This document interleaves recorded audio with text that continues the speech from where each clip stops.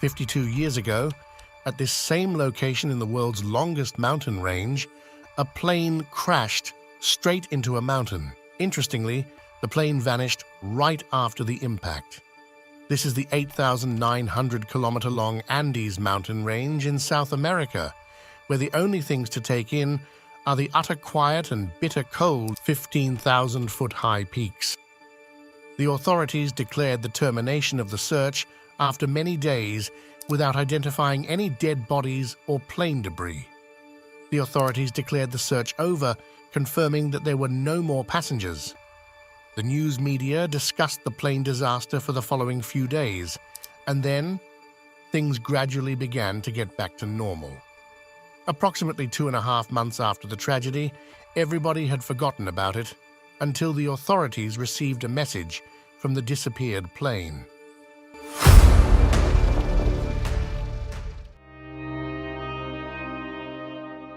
A small, hired airplane took off from Uruguay, South America on October 12, 1972. Chile's capital, Santiago, was the destination of this airplane. The airplane was transporting a small group of rugby players. In all, 45 people went along, including several relatives and friends of the athletes. The journey from Uruguay to Santiago takes just 3 hours. However, along the route, travelers encounter the massive Andes Mountains. There was a thunderstorm in the mountains that day. At that moment, the pilots made the decision to spend the night in Mendoza, Argentina. On October 13th, the following day, the aircraft took off once again. The pilots made sure the weather had gotten better. The pilots began descending the aircraft at 3:21 p.m.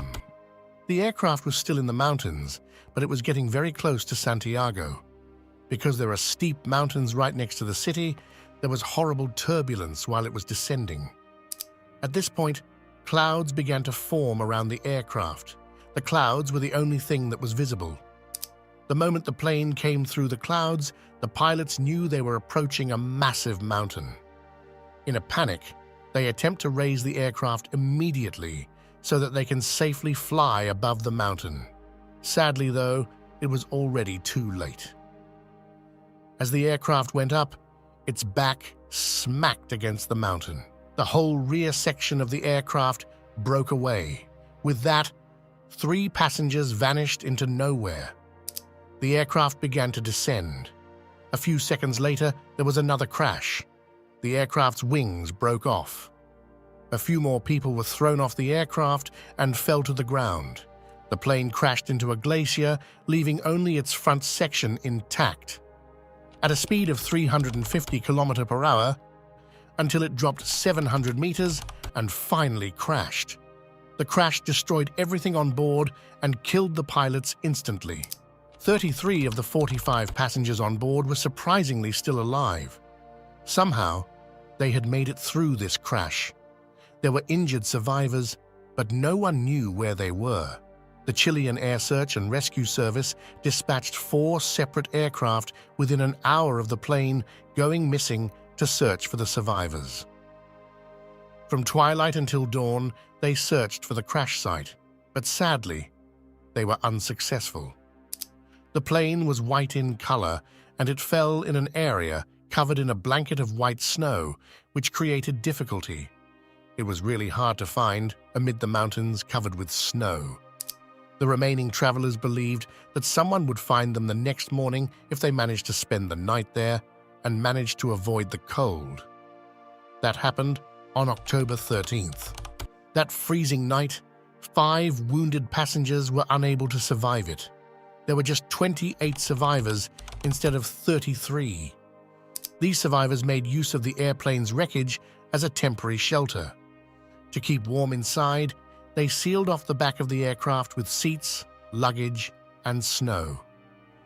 The next day, October 14th, 11 aircraft from Uruguay, Chile, and Argentina carried out search efforts. They selected the right search area. They were still unable to locate the crash location, though.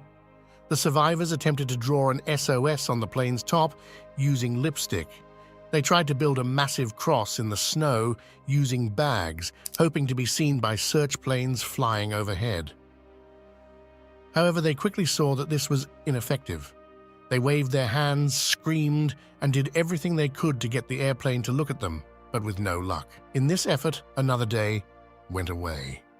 The wool in the seat coverings kept them warm, while the seat cushions served as snowshoes.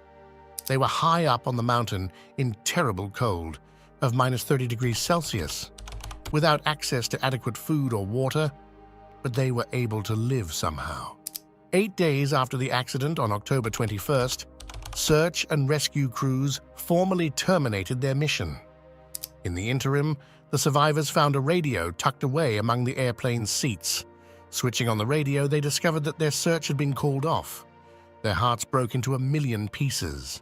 Just 8 chocolate bars, 3 tiny jam jars, a few water bottles, some dry fruits, and some candy were there. When the food ran out completely on day 11, some people tried to eat portions of the aircraft. They tried to consume the leather and cotton seats. However, this only made them sicker. They came to the conclusion that their only choice in a situation like this was to eat their friends' and relatives' remains. Making the decision was not simple. Most of the people killed in this crash were friends, family, and relatives. 16 days after the crash, on October 29th, a huge avalanche began falling from the mountaintop so quickly that it filled the wrecked plane with snow.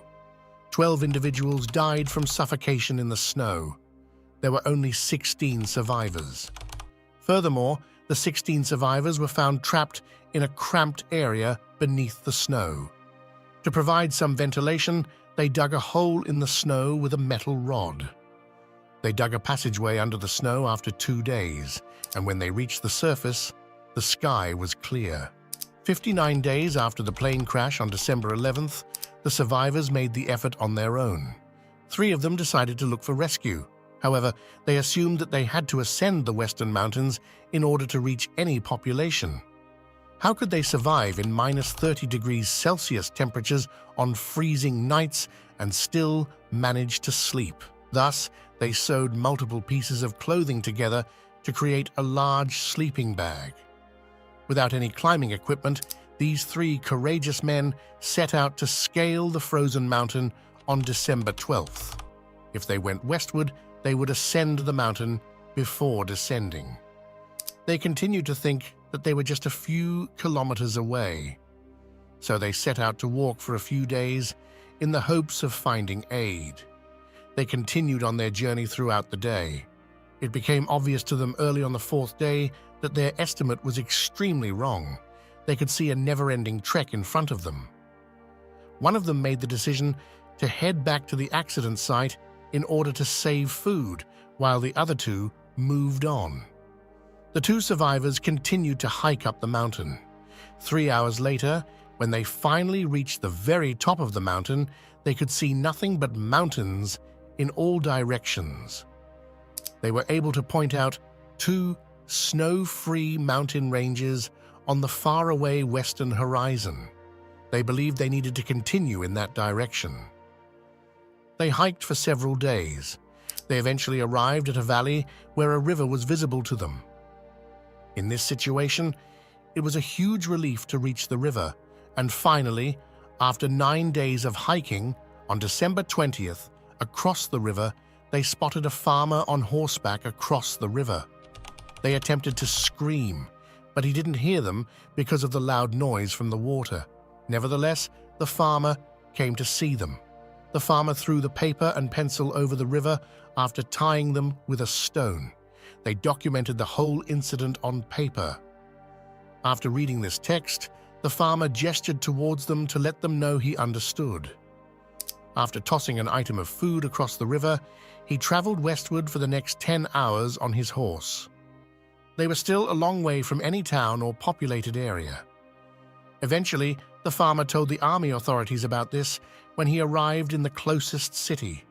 When they heard this, they were horrified and went right away to save both survivors. Throughout the previous 10 days, they trekked 61 kilometers. As soon as more people learned of the story, it went viral globally. The Chilean Air Force flew 3 helicopters to the crash location immediately to rescue the remaining survivors. In order to find the crash site and eventually locate the remaining survivors, Army commanders flew 2 survivors with them in a helicopter. On December 22, 1972, 70 days after the incident, the Army officers recovered all 16 survivors in all. Despite their terrible conditions, they were all able to make a full recovery. If you want to watch a more interesting real-life story, click on the video that appears on the screen. Many thanks for watching this video.